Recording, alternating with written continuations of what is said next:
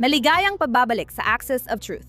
Matindi ang linggong ito dahil sa taunang JNS Policy Conference. Pero nandito na tayo ulit sa studio. Malinaw na, ang malaking isyong iniiwasan ng lahat na yon ay ang kakilakilabot na Memorandum of Understanding. Ngayon, marami tayong masasabi tungkol sa kung gaano kamali ang MOU na ito. At higit pa rito, kung gaano kawalang muwang ang negosyador sa panig ng Amerika, si J.D. Vance. Bago tayo magpatuloy, ipapakita ko muna ang 5 pangunahing problema ng MOU na dapat ninyong maintindihan. Ang unang problema ay matagumpay na pinalawak ng rehimen ang saklaw ng negosasyon. Isa itong klasikong estratehiya ng negosasyon ng mga Iranian. Nagsisimula ang Estados Unidos sa isang tiyak na layunin, sa kasong ito, ang programang nuklear. Pagkatapos, gumagawa ng paraan ang rehimen para gawing malawak ang isang makitid na negosasyon. Napuntaan na sa parusa mga pamilihan ng enerhiya, panseguridad sa rehiyon, rekonstruksyon at Lebanon ang usapan, hindi na sa orihinal na problema. Tungkol na ito sa halos lahat ng bagay, maliban sa mismong bagay na dapat sana ay pinagtutuunan ng pansin mula sa simula. Memo kay JD, hindi maituturing na tagumpay na mapapayag ang Islamic regime na makipagnegosasyon kapag nawasak na ang kanilang Navy at Air Force. Alam ng rehimen na kapag lumawak ang negosasyon, lumalaki rin ang mga pagkakataon para sa mga konsesyon. At ganyan mismo nila niloloko si JD Vance. Ito ang nadudulot ng pangalawang problema sa MOU. Ipinapakita ng administrasyon ang pagpapatuloy ng negosasyon sa pag-alok ng malalaking konsesyon, tulad ng pagpapalabas ng mga nakapirming asset at pagbibigay ng mga exemption sa mga parusa sa langis. Ipinapakita nila itong tagumpay, pero hindi negosasyon ang layunin, kundi pigilan ang rehimen na makakuha ng sandatang nuklear. Habang pinapatupad ng US ang blockade na epektibong nagbabagkarot sa rehimen, pinili nilang isuko ang kalamangan nila dahil sa pamumuno ng mga tulad ni J.D. Vance na hindi talaga nauunawaan ng rehimen. Hindi mo ba ako pinaniniwalaan? Tingnan mo mismo. Sa loob ng 47 taon, naging tinik sa ating tagiliran ng bansang ito para itong pabigat sa mga administrasyong demokratiko at republikano. Ang pinakamagandang bagay sa mga nagawa nating progreso nitong mga nakaraang linggo ay nakikita mong mismong mga tao sa loob ng sistemang Iranian, mga matataas na lider, pati mga opisyal ng IRGC ay nagsasabing, alam mo ba, maaring may alitan at kawalan ng tiwala, pero aminadong mali ang naging pakikitungo namin sa Estados Unidos ng 47 taon. Subukan natin ibang paraan. Beripikahin namin yan, pero handa kaming sumubok ng iba pang paraan kung susunod sila. Talaga ba, JD? Kasi sigurado akong ang sunod-sunod na pag-atake ng rehimen sa mga komersyal na barko sa Strait of Hormuz na yung linggo lang ay kabaliktaran ng MOU at mapapakita ng iba-ibang larawan. Oo, ewan ko. Makikita mo rin ang maraming matitinding pahayag ng mga opisyal ng rehimen na nangangakong wawasakin hindi lang ang Israel, kundi pati ang Estados Unidos. O yung mga sinabi ng iyong kanegosasyon, Mohammad Galibaf, na tahasan nagsabing si Pangulong Trump at ang kanyang pamilya ay lehitimong target ng asasinasyon. Ang Assembly of Experts ay muling nagpatibay kahapon na sina punong ministro Netanyahu at Pangulong Trump ay lehitimong target ng asasinasyon. At ito ang grupo na pumipili mismo sa Ayatollah. Pero sige, lumilihis na ako. Gusto kong maging malinaw. Ang negosasyon na mapapatuloy pa ng 60 araw ay hindi tagumpay. Dagdag lang ito ng 60 araw na negosasyon, pero ipinapakita ng White House na parang kasunduan sa kapayapaan. Baka isang estilong Neville Chamberlain na kapayapaan sa ating panahon na kasunduan pa. Sino mag-aakalang nang sabihin ni Pangulong Trump na walang kondisyong pagsuko? Ang tinutukoy pala ay pagsuko ng Estados Unidos? Pero sigurado akong may dahilan, di ba? Bukod sa midterms at sa kakaibang paniniwala ng mga Amerikano na hindi banta sa kanila ang Islamic Republic, ano nga ba ang natanggap ng Estados Unidos kapalit ng mga konsesyon na ito? Pansamantalang binuksan muli ang Strait of Hormuz, na dati namang bukas bago ang digmaan. Tapos gusto pa nilang maningil? Hindi yon pagpapakita ng lakas. Iyon ang posisyon kung saan alam ng kabilang panig na desperado ang Washington sa kasunduan, kaya handa sila mabayad para mapatuloy ang usapan. Pangatlo, kailangan nating pag-usapan ang tungkol sa Strait of Hormuz na yan. Hindi dapat naging issue ang Strait of Hormuz, kundi ang nuclear program talaga. Ngayon, ginagawang asset ng rehimen ang krisis para makakuha ng mga konsesyon. Ganyan gumagana ang hostage diplomacy. Gagawa ka ng problema, palalalain mo ito, mag-aalok ang bawasan ng gastos, tapos maghihintay ng kapalit. Hindi ito panalo para sa Estados Unidos. Iyan ay patunay na ang negosasyon ay napunta na sa teritoryong pinili lamang ng rehimen. Pagkatapos ay usapin ng Lebanon, ika-4 na issue ng MOU, na kabilang sa mga pangunahing hinihiling ay ang ganap na pag-atras ng Israel mula Lebanon. Ngunit hindi naman kasali ang Israel sa negosasyon at hindi rin sila ang unang lumabag sa tigil putukan doon. Araw-araw na inaatake ng Hezbollah ang Israel at nagtatanggol lang ang Israel. Huwag nating kalimutan ng armadong presensya ng Hezbollah sa Lebanon ay isang paglabag mismo sa internasyonal na batas ayon sa mga resolusyon ng UN 1,500 at 50 at 1,700 at isa. Bakit na ba bibigyan ng US ng proteksyon ang Hezbollah sa Lebanon, isang grupong terorista na responsabale sa pagkamatay ng daan-daang sundalong Amerikano? Bakit pa nakikipagnegosasyon ang Estados Unidos sa rehimeng Islamiko tungkol sa Lebanon? Ang Lebanon ay isang malayang bansa at halos nagmamakaawa na ang mga tao roon na mapaalis ang Hezbollah higit kailanman. Ang Lebanon dapat ang magpasya sa nangyayari sa kanilang teritoryo, hindi ang mga mula sa Iran. Sa kasunduang ito, itinuturing ng pamahalaan na ang rehime na sumasakop sa Lebanon sa tulong ng Hezbollah ang nagdedesisyon para sa seguridad ng Lebanon at Israel. Nakakatawa ito, lalo na't isa sa hinihingi ng MOU ay ang pangako ng US na di makikialam sa panloob na usapin ng Iran. Sa kabila ng patuloy na bitay, malalang paglabag sa karapatang pantao at pagpatay sa mahigit 40,000 Iranian na nagpoprotesta ng walang parusa sa rehimen, sinasabi pa rin na dapat pigilan ang regional network ng rehimen.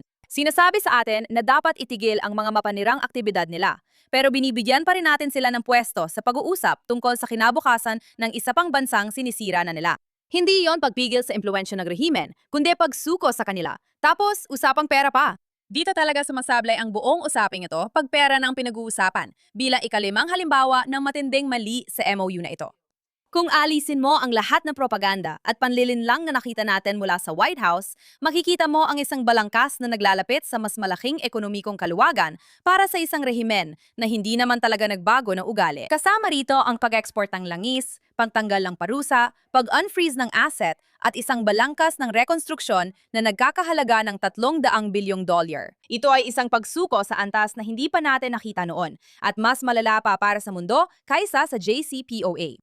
Ipinakita lang ng Estados Unidos ang kahandaang gumamit ng puwersa dahil itinuturing nitong banta sa pandaigdigang seguridad ang rehimen. Pero ngayon, gusto nilang bigyan ng akses sa pandaigdigang komunidad kahit wala namang naganap na pagbabago sa rehimen o sa kanilang pag-uugali. Noong huli natin iyong sinubukan, ginamit ng rehimen ang $6 na bilyong na ibinigay ni Obama para magplano ng mga tulad ng masaker noong Oktubre 7. Para linawin, ayon na rin sa kumpirmasyon ng ilang opisyal ng rehimen, kahit na yung linggo, hindi pa rin tinalikuran ng rehimen ang kanilang ideolohiya o iniwan ang pagsuporta sa terorismo. Kabaliktaran pa nga, hindi nila itinigil ang pagbitay sa mga tumututol. Hindi nila itinigil ang pang-aapi sa mga kababaihan. Hindi nila itinigil ang pagkuha ng mga bihag. Hindi nila itinigil ang pagpupundo sa mga proxy. Hindi pa rin sila naparusahan sa matagal na karahasan sa rehiyon. Ngayon, may $300 bilyong na plano sa rekonstruksyon. Para saan? Para lang tumagal ang usapan at manatili sila sa negosasyon? Kung totoo ang ulat na yon, ito na siguro ang pinakakapansin-pansing halimbawa ng direktang paglipat ng bentahe sa negosasyon mula Estados Unidos papuntang Islamikong Republika na nakita natin. Lumalala pa ito dahil hindi lang pera, kundi pati insentibo ang usapan. Matagal nang inilalarawan ng Estados Unidos ang Islamikong Republika bilang rehimen na responsabere sa pagbitay, torture, terorismo, panunupil at pang-aabuso sa mamamayan nito. Walang nagbago, JD. Ang nagbago ay ang pagiging desperado ng Washington para sa isang kasunduan. Kapag nalantad na sa publiko ang kagustuhang iyon, nagbabago ang negosasyon dahil natututo ang rehimen na kung maghihintay sila, posible nilang makuha ang pag-alis ng parusa, benepisyong pang-ekonomiya, diplomatikong pagkilala at bagong konsesyon. Iyan ang inaalok ni J.D. Vance, kakayahang makabawi, makuha ang konsesyon at maghanda sa mas marami pang labanan.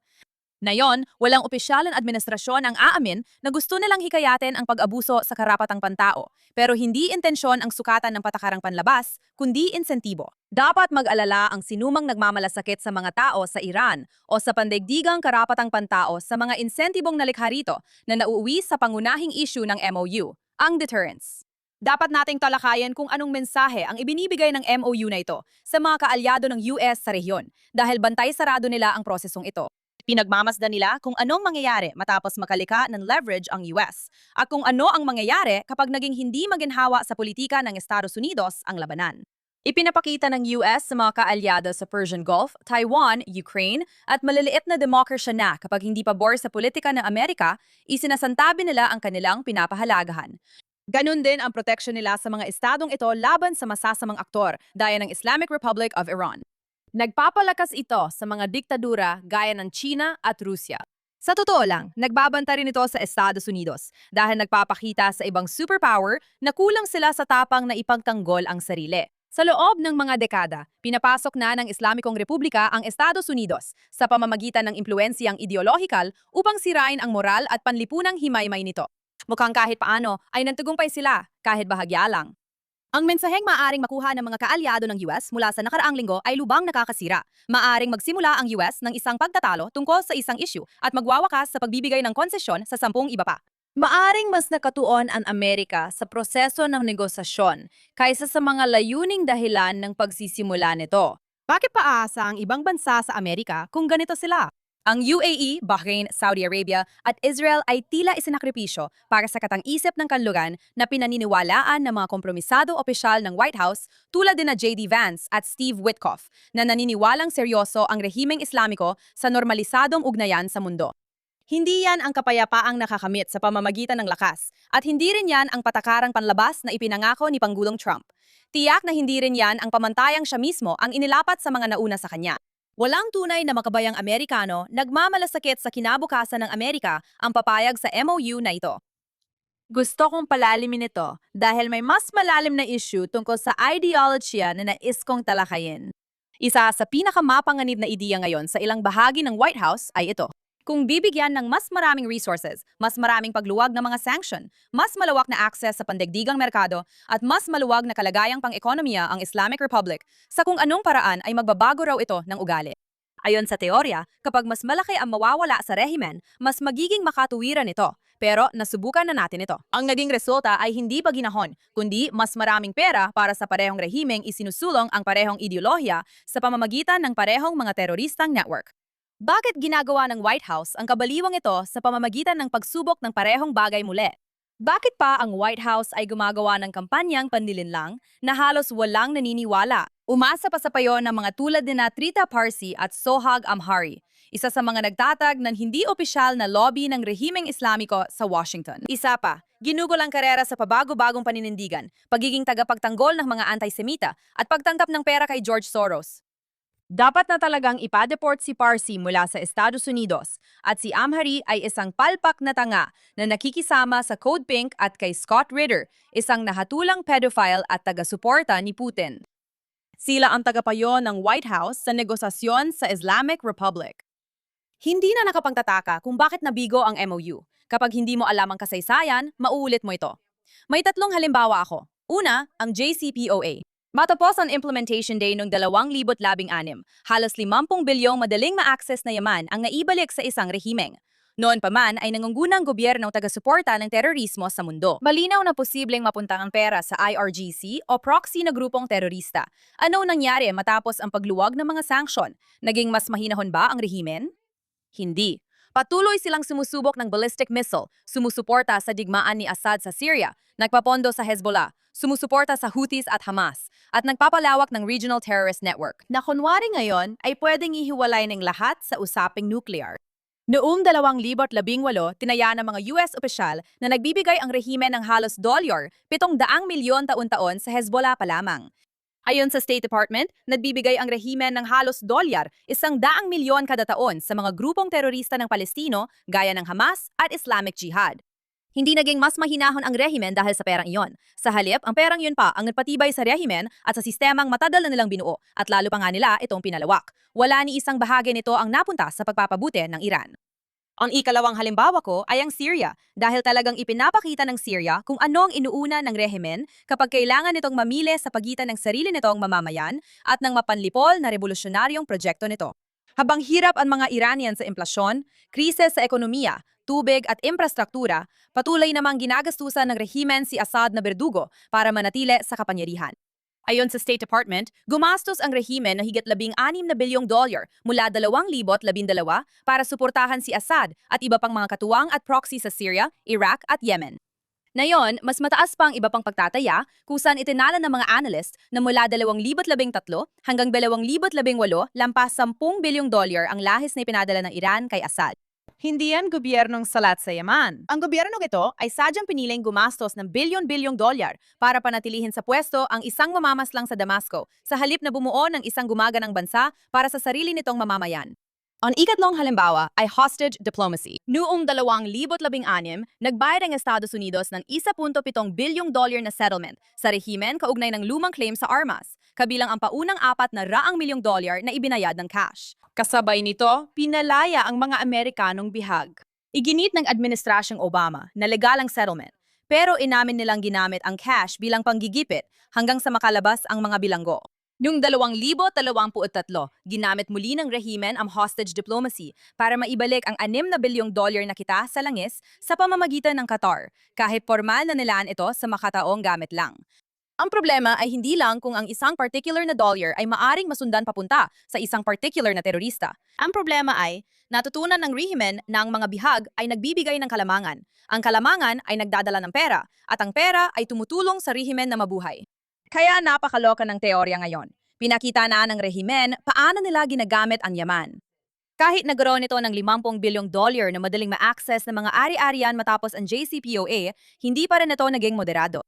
Nang nagkaroon ito ng bilyong pondo para sa rehiyon, pinili nito ang Hezbollah, Hamas, Houthis, Assad, mga milisya sa Iraq, mga misil at IRGC. Kahit nabigyan ng bayad o access sa na-freeze na pondo dahil sa mga bihag, hindi ito tumigil at patuloy pa rin ginamit ang pamamaraang yon dahil epektibo para sa kanila. Hindi mahalaga kung ang pera ay galing sa buwis ng US o na-freeze na ari-arian ng rehimen dahil mapagpapalit-palit ang pera. Tanong para sa mga nasa paligid ni Pangulong Trump na naniniwalang mas marami resources ay makakapagpaamo sa rehimeng ito. Batay saan? Batay sa anong halimbawa taon? Sa anong konsesyon na nagdulot ng mas mabuting asal? Hindi pera ang nagpapabago sa rehimeng ito. Tumatanggap lang sila ng pera para iluwas ang Islamikong Revolusyon ng 70. Kinukuha nila ang pera at bumubuo ng mga proxy at pinananatili ang sarili nito, habang ang mga Iranian ay iniiwan sa brownout, kahirapan, bitay at panunupil. Hindi nauubusan ng pera ang Islamikong Republika, pero kapag nagkapera sila, lumalabas kung ano ang tunay nilang pinahahalagahan. At iyan ang dahilan kung bakit hindi dapat magkaroon ng pera, walang mga naka-freeze na pondo, walang pagluwag ng mga sanction at walang bagong ekonomikong tulong para sa rehimeng ito. Ngayon, tatapusin natin sa linggong ito ang mabuti, masama at pangit, simula sa ating masamang kwento para magtapos sa positibong balita. Ang masama ngayong linggo ay si kalihim ng pananalapi Scott Bessant. At bakit nga ba? Ilang linggo lang ang nakalipas, sinabi ni Bessant na walang exemption para sa langis ng Iran. Gumagana raw ang blockade at mapipilit ang itigil ng rehimen ang produksyon agad. Simple lang ang mensahe niya. Ang matinding pressure ay nagpapahirap sa rehimen at wala talagang plano ang Estados Unidos na tumulong. Noong nakaraang linggo, nagpasya ang kagawaran ng pananalapi ng kabalitaran. Naglabas ang Estados Unidos ng pangkalahatang lisensya na may bisa sa loob ng 60 araw para payagan ang rehimen na magbenta ng krudong langis, produktong petrolyo at petrochemical sa pandaigdigang merkado. Pinapahintulutan ng lisensya ang pagbabangko, pagpapadala, seguro, transportasyon at iba pang serbisyong kailangan para sa mga bentang iyon, pati mga transaksyong gamit ang dolyar ng US. Linawin natin ito. Noong Abril, sinabi sa atin na dapat mapigilan ang pag-export ng langis ng rehimen at gumagana ang blockade, walang exemption. Ngayon, sinasabi na parehong bentahan ng langis, pinagkukunan ng kita, shipping network, at transaksyong pinansyal ay maganda palang ideya. Para ang rehimen, mula sa pagiging pangunahing taga-suporta ng terorismong suportado ng Estado sa buong mundo, tungo sa isang naghihirap na startup na kailangan lang ng mas maayos na access sa mga pandaigdigang merkado. Maaring umabot sa 10 bilyong dolyar ang halaga ng waiver para sa rehimen sa loob ng 2 buwan. Ito ang unang beses sa loob ng ilang dekada na pwedeng magbenta ng langis ang rehimen ng hayagan sa pahintulot ng US, sa halip na dumaan sa mga network ng pag-iwas sa sanctions. Hindi ko alam kung mas mabilis nagbago ang pulisya ng Treasury Department o ang alaala nito. Samantala, tingnan natin ang hindi ka nais-nais na yung linggo. Ang naging tugon ng mga kilalang tagapayo at consultant ng Pangulo online sa mga batikos tungkol sa MOU. Sa nakaraang 2 linggo, sina Alex Brusewitz, Anna Paulina Luna, kongresista, Donald Trump Jr. at iba pa ay tila nagsanib puwersa para patahimikin ang mga kritiko ng MOU ng Administrasyong Trump at ginugol ang oras sa pag-atake sa mga tumututol dito. Inakusahan na agad ang mga kritiko bilang bot o dayuhang operatiba, lalo na kung tuto sila sa pagtanggal ng oil sanctions, pagbibigay ng pera sa mga mula o negosasyon tungkol sa Lebanon. Hindi ka na kapwa Amerikano na may ibang opinyon, ikaw na ngayon ay isang ahente ng dayuhang gobyerno. Sino ang mag-aakala? Sa totoo lang, noong huling bahagi ng nakaraang linggo, sa parehong panahon, mahigit 100 account na pumuna kay JD Vance at sa MOU, particular na mga Iranian at Jewish na account, ang nasuspinde. Sa X, ayon sa platform, dahil sa tinatawag nilang hindi tunay na pag-uugali.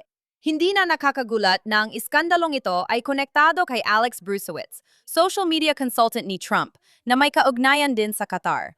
Siya rin ang huling panauhin ni Tucker Carlson, isang matagal nang nanghaharas ng mga Jewish na account sa social media. Sa isgang nakakaawang at mababaw na pagkatanggol kay JD Vance. Ilang linggo na niyang ipinapahiwatig na mayroong masamang operasyon ng impluensya mula sa Israel para pahinain ang MOU, pero wala naman siyang ipinapakitang anumang ebidensya.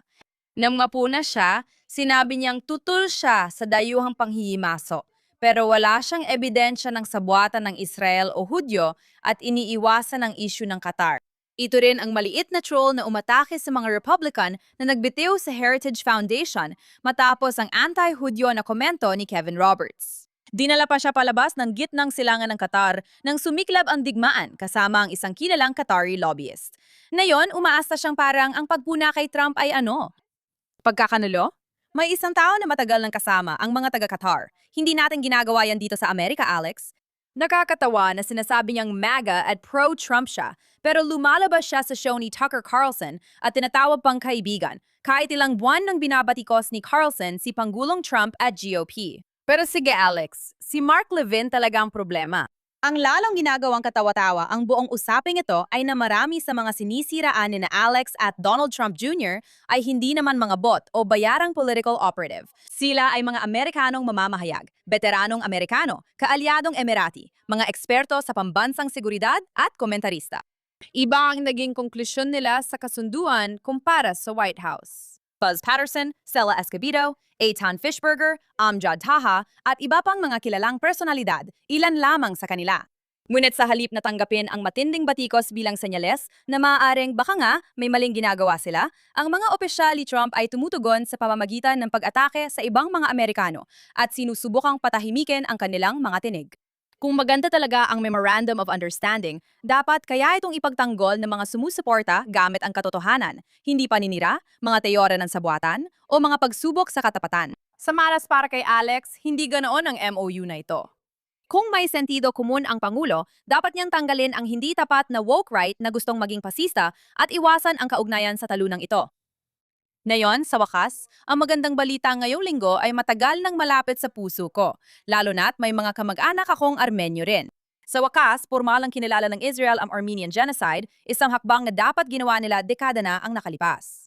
Noong Hunyo 28, bumoto ang gobyerno ng Israel na kilala na ng genocide ng mga Armenyo sa mga huling taon ng Ottoman Empire, mula 1,915 hanggang 1,917 matapos dalhin ni Foreign Minister Gideon Saar ang resolusyon. Sinabi ni Saar matapos ang botohan na hindi kailanman huli para gawin ang tama. Noong 1,900 at 15 milyong Kristiyanong Armenyo ang pinatay, ipinatapon, ginutom at pinalayas mula sa kanilang mga komunidad. At mahigit isang sigla na, patuloy na itinatangi, minamaliit o binabaluktot ng Turkey ang nangyari. Binura nila ang mga tala ng kasaysayan. Tinakot nila ang mga bansang kumikilala sa ginawa na kanilang mga nauna at minsan ipinagbawal pa ito. Nakakahiya, matagal iniiwasan ng Israel ang formal na pagkilala dahil sa sensitibong ugnayang diplomatiko sa Turkey at mga estratehikong issue sa Azerbaijan. Totoong may mga ganong alalahanin, pero hindi yan sapat na dahilan para tanggihan ng Estadong Hudyo na sabihin ng malinaw na ang Armenian Genocide ay tunay ngang isang genocide. May ilan na yon na bumabatiko sa kasalukuyang gobyerno dahil ginawa nila ito bilang isang pampulitikang hakbang laban sa Turkey. At bagamat totoo na hindi dapat gamitin ang pangkilala sa genocide bilang isang pampulitikang sandata, ang naging resulta nito ay walang dudang tama sa moralidad at matagal nang dapat ginawa. Oo, ilang taon nang inaakusahan ng Turkey sa ilalim ni Erdogan ang Israel ng genocide, habang tumatanggi naman ang gobyerno niya na kilalanin ang genocide laban sa mga Armenian. Dapat punahin ang pagkukunyaring yan, pero hindi lang ito tungkol kay Erdogan or Turkey. Dapat ito ay tungkol sa mga Armenian, lalo na ang komunidad sa Jerusalem na nagpanatili ng kanilang kasaysayan, pananampalataya at alaala sa kabila ng isang siglong pagtanggi. Pagsapit ng 2,026 kasaping estado ng UN, gaya ng US, Canada, Russia at Germany, ang opisyal na kumilala sa Armenian Genocide. Dapat isa ang Israel sa mga nauna, hindi sa mga huli. Pero kahit ganon, ito ay isang bagay na personal kong ipinaglaban sa loob ng maraming taon. Magandang balita na yung linggo na kinilala na ng Israel ang genocide ng mga Armenian at kinondena ang pagtangi rito.